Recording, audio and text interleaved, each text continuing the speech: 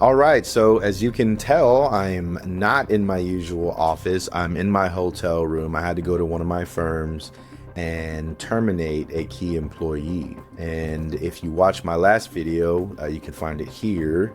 You'll know that I was discussing a little bit about the challenges and how I wasn't really looking forward to it and so on and so forth.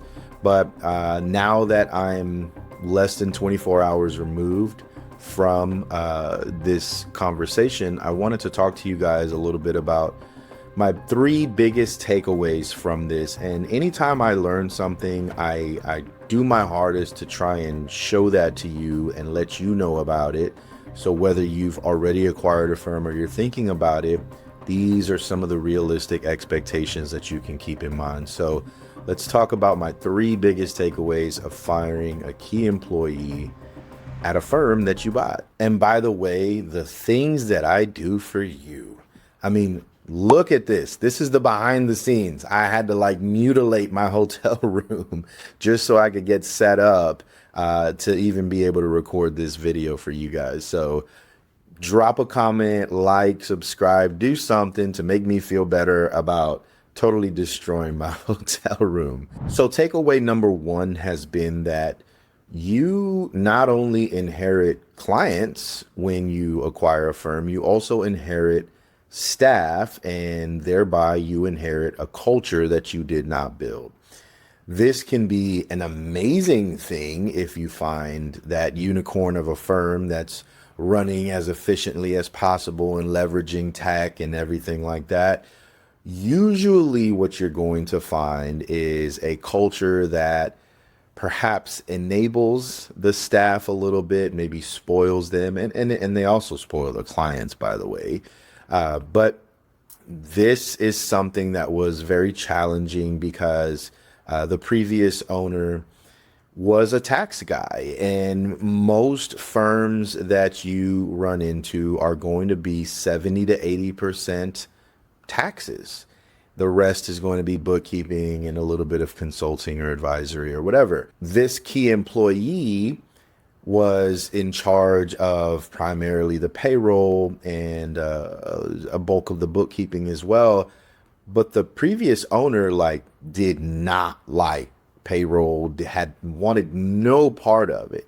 So he delegated all of that off to the key employee. What ended up happening over the last 15 years was, although there was a big lack of client communication from this key employee, although there was a lack of quality of service to clients from this key employee, the owner allowed for that to happen because he didn't want to deal with it.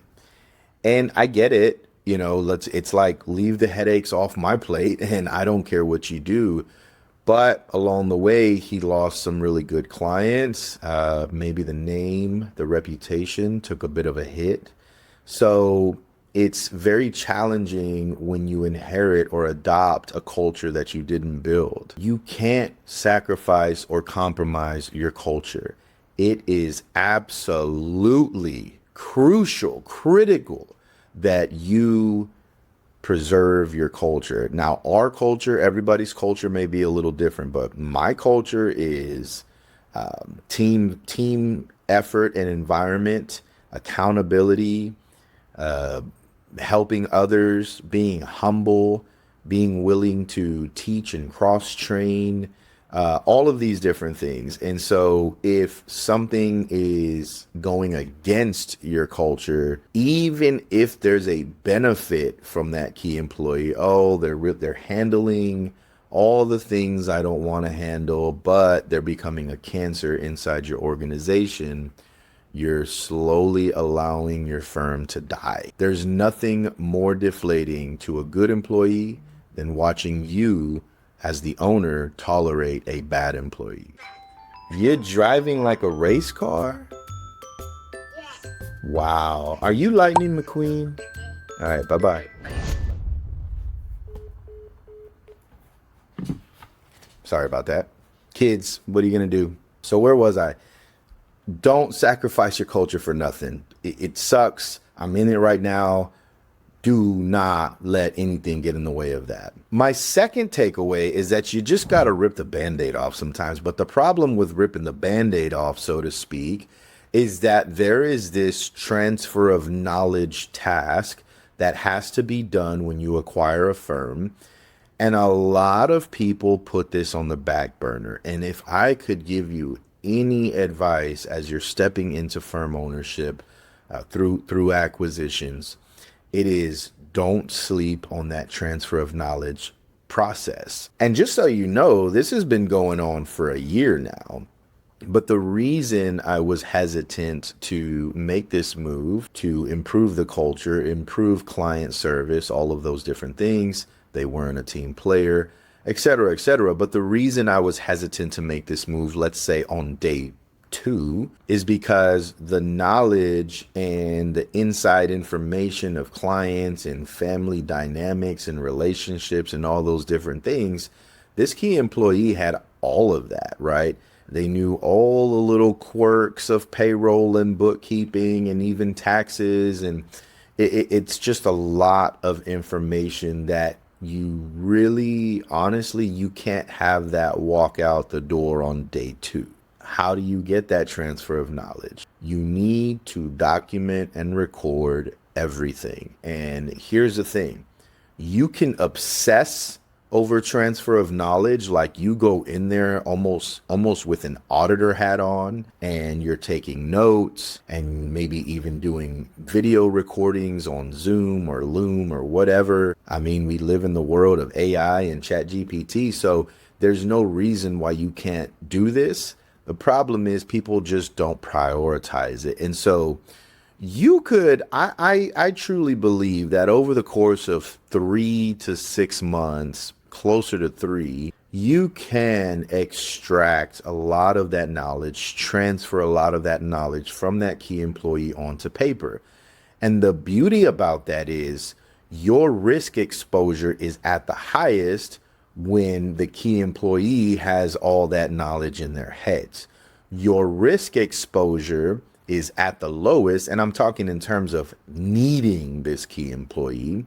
Your risk exposure is at the lowest once all that knowledge is transferred out of their head and onto your SOPs. So here's the thing. You can obsess over transfer of knowledge and you can get it done in 3-4 months, or you can put it on the back burner and it can take you 3 or 4 years. You have to decide, am I going to be at the mercy of a key employee for 3 or 4 years, or am I going to be at the mercy of them for 3 or 4 months? I actually don't recommend buying a firm and firing somebody on day one. If there's just reason, then I get it. But for the most part, that's usually not the best way to go. You have to decide what you're going to do. You can get a lot of this done over 3 or 4 months if you obsess over it. My third and final takeaway has been that leadership and sitting in the owner's box it's not all sunshine and rainbows. Yes, it's amazing that you're able to come in when you want, leave when you want. Maybe you're only there once or twice a week at the firm. But ultimately, when there are heavy decisions like this to be made, strategic decisions, these are things that you're going to have to step up to the plate and handle. And sometimes you're not going to want to. Sometimes you're going to wish you could just walk the other way and let somebody else deal with it.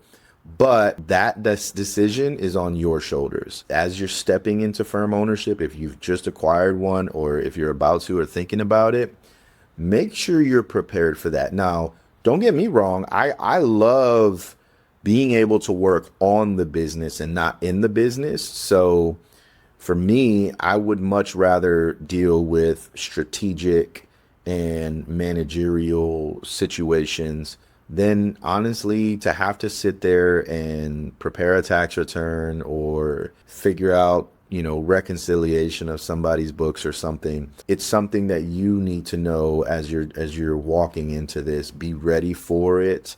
It can suck. I'll be honest with you. The night before the conversation that we had with the key employee, I was tossing and turning. I didn't get a great night's sleep. I was running a million scenarios in my head. Also, really quickly, when you're acquiring your firm, this conversation isn't really about at the point of acquisition. It's kind of post acquisition right now. But when you buy your firm, make sure that you get a non compete signed by everybody in the office, or at minimum, the key employees. That was a big help. There was some whispers of the key employee talking about they were going to be taking a few clients. Well, when the conversation came up and we had to have that conversation, I professionally and respectfully just said, "Hey, look, I we have a non-compete. I want to give you a few clients. I don't want to go down the road of, clients mysteriously leaving and then I have to get a lawyer and then you have to get a lawyer, because there's an old saying, the only people that win in lawsuits are the lawyers." And it's true. I've been a part of a couple of lawsuits in the past on some business deals, and it's absolutely true. I would much rather, it's way better to figure out how everybody can just feel good, take a step towards each other, make something happen, and move on. I hope this helps somebody out there in a situation either that you're currently in or something that may come up in the future for you. You can kind of add this to your memory bank and file it away and remember it when the time is appropriate. So, and remember, it's a cruel world, but we're better together. We'll see you later.